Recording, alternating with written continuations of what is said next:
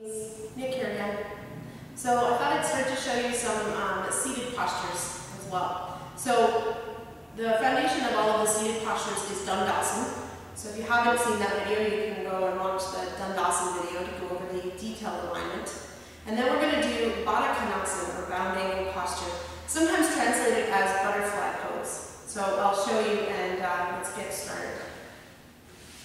So you're going to need one green block for sure here. If you have these kind of wedges or these kinds of foamy blocks, you'll need one for sure. You might even need two. If you're tighter in the hips, you might want to take your yoga bricks and have a seat on these, making yourself a little bench and then sitting in the middle. And you could also have some folded blankets, but you want to have the blankets fairly compact and fairly high if you're going to use the blankets so that they're offering a fair bit of support. So I'll show you a bit about how you would know how much height you need under your hips. So I'm going to start in Konasana. So bringing myself to one green block, extending my legs out. And then I'm going to bring my right foot comfortable distance to my groin, and then my left foot. I'm lining up the soles of my feet here and letting the knees fall out to the side and down as much as my knees will today or your knees will today. If when you sit like this, your legs are up like this, so if you bring your hands to the top of your pelvis, where your pelvic bone is here, and your knees are up equal or higher than that, you need more height underneath your hips. So if that's the case, take another green block or put a blanket, or again, take your bricks and give yourself some more height, either like this or like this. So you want to be able to feel like you can easily lift and extend this line here. And if your legs are up quite a bit, you're going to be sitting like this. You'll have a lot of trouble lengthening the spine. So if you notice that your knees are up, take a moment to add some more height underneath your hips.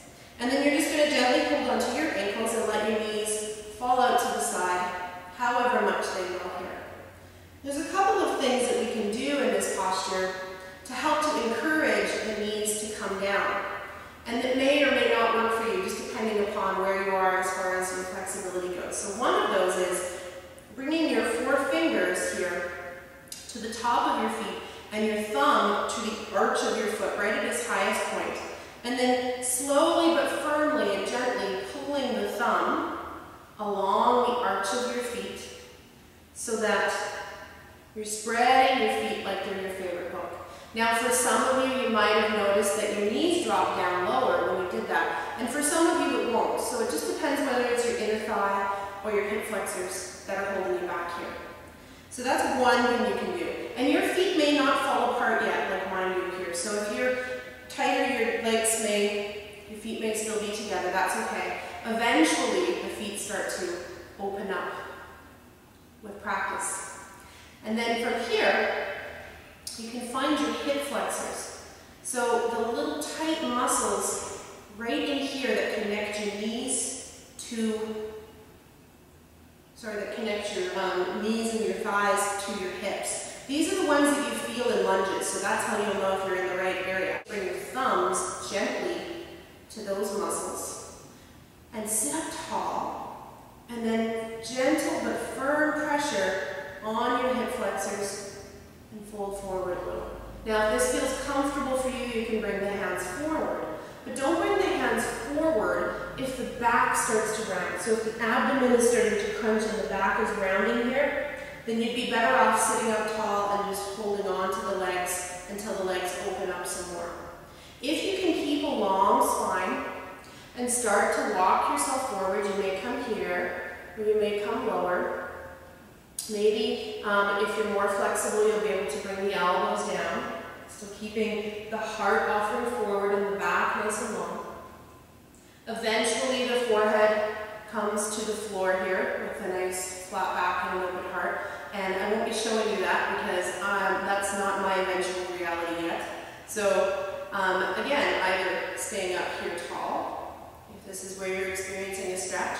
If you're not experiencing any stretch here and the legs have already dropped down, then you can start to walk yourself forward maybe pausing here, maybe coming to the elbows. Eventually, maybe the forehead comes down towards the floor, or towards your feet. But again, we still want to think about length in the spine and offering the heart forward. So it's very common when we start doing seated forward bends with back to just start to round here. We start to slump in the belly, stick our head forward, which is really not very good for our backs. So, Baddha Konasana, bound angle, sometimes translated as butterfly posture. I hope that's helpful for you. Thank you. Namaste.